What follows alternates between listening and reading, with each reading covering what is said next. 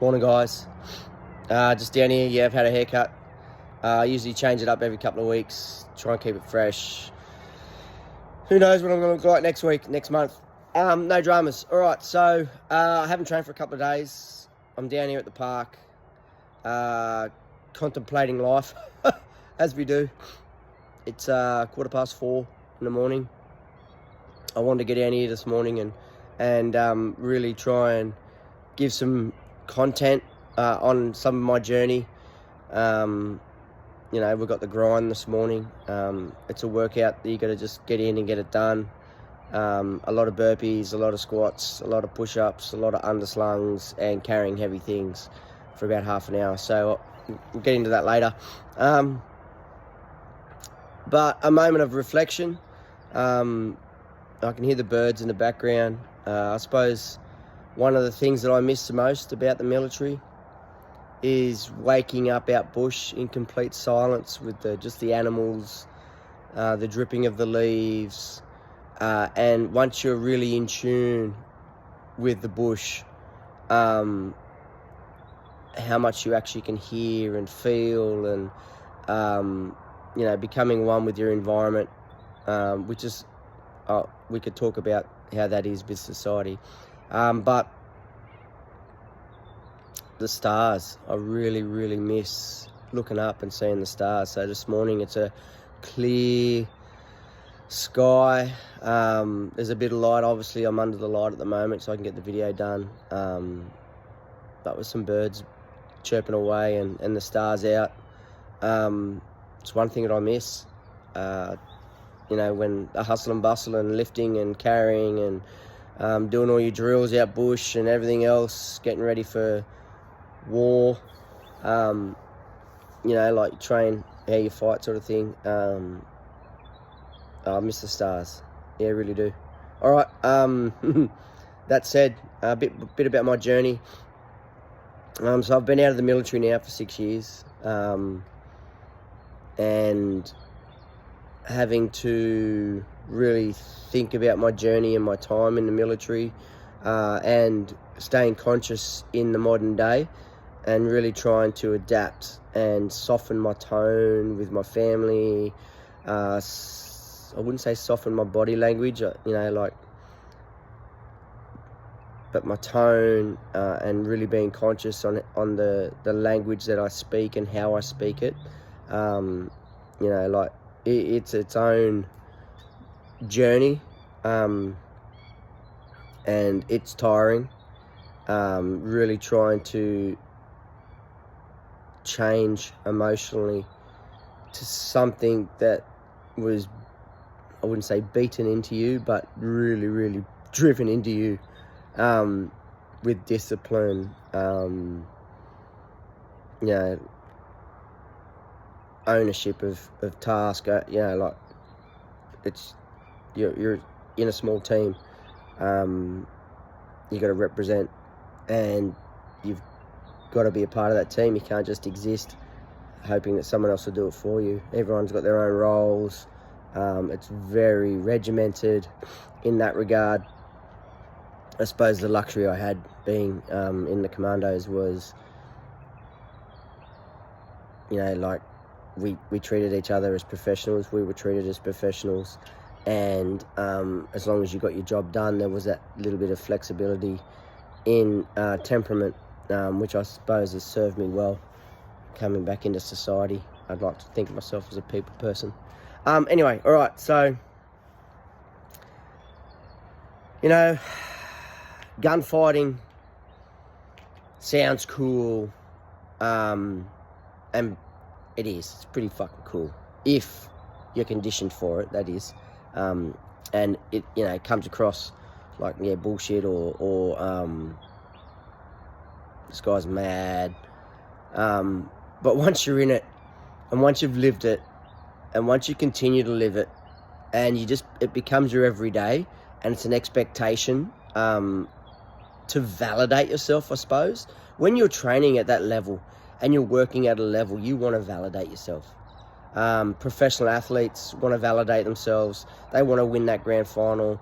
In the military, typically, You know, let's go post Vietnam, no conflict up until, you know, 99. Really, I mean, we have what was it called? I can't even think of what it was called now. The conflict. The boys went over there and saw the young Africans getting butchered.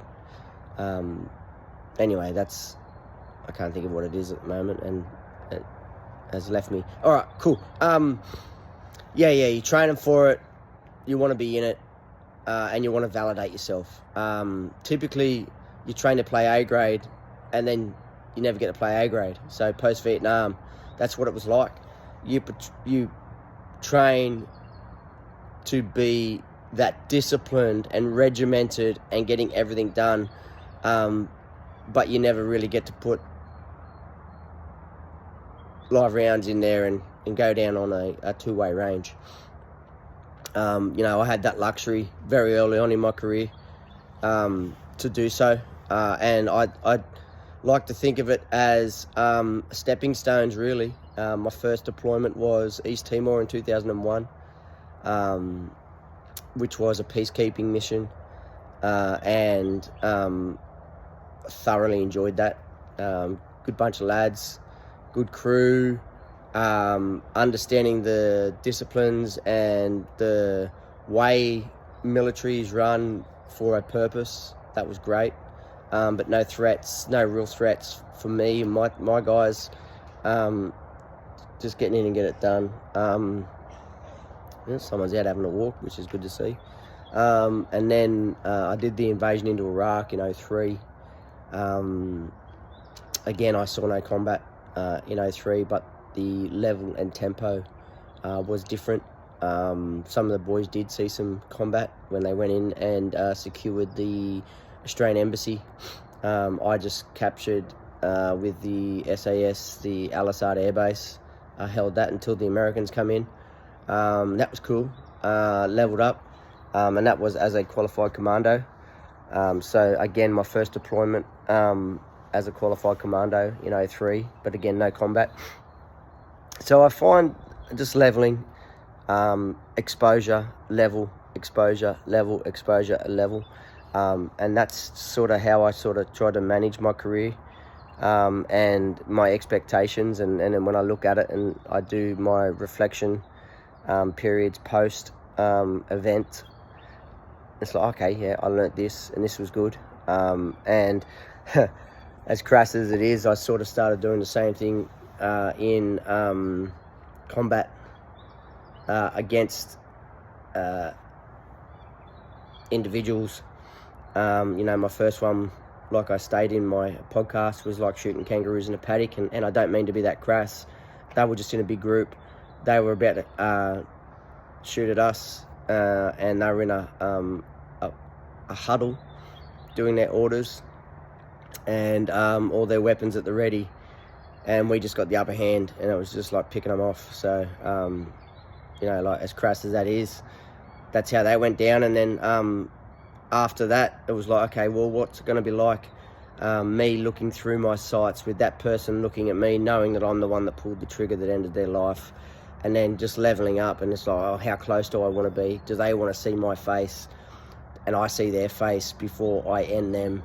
And then, you know, like, oh, how am I going to be if I go into hand-to-hand? And then I'm like, okay, cool, so what level do I want to get at?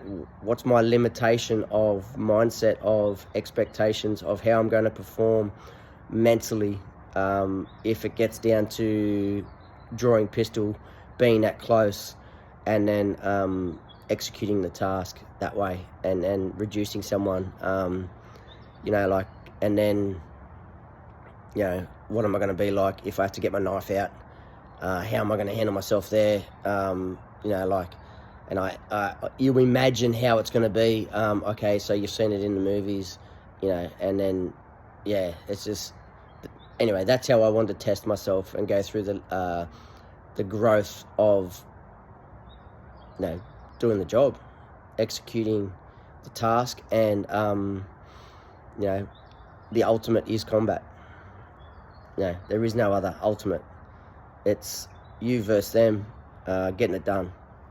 So that was sort of like, yeah, how it was like back in the day, getting after it, expectation management, and just, if you're a good gunfighter, like they talk about being a barrack soldier and then being a bush soldier, and like I've known a few that are great at both and super smart, and I would try and manage myself off them. But I'd like to think of myself as a good gunfighter. Can be a good barrack soldier. I let the drink get to me, and all my bad times were on the drink in the military, and that cost me. But again, lessons learnt. It is what it is. And yeah, expectation management. I'm not going to change who I am. I've grown from it. I'm not saying that I would even change those moments in time, because I wouldn't. I wouldn't be who I am today without those moments of growth. Let's call it that. Anyway, so yeah, this morning we're gonna do the grind. We're gonna get after it. One of the boys rocking up now. I've got 7, 8 crew for a 5 o'clock on a Tuesday. Getting there. If you build it, they will come. And it's free. It's free. So don't say, oh yeah, I can't do that because of this. It's free. It just costs your time, habit, and routine. All you do is set it, and we're good to go. So I'm getting ready for a Hyrox, hopefully next June, July. I think. Who knows? So that's what I'm training for. I'll talk a bit more about combat. Let me know what you want me to talk about. I'll go into any detail in any capacity.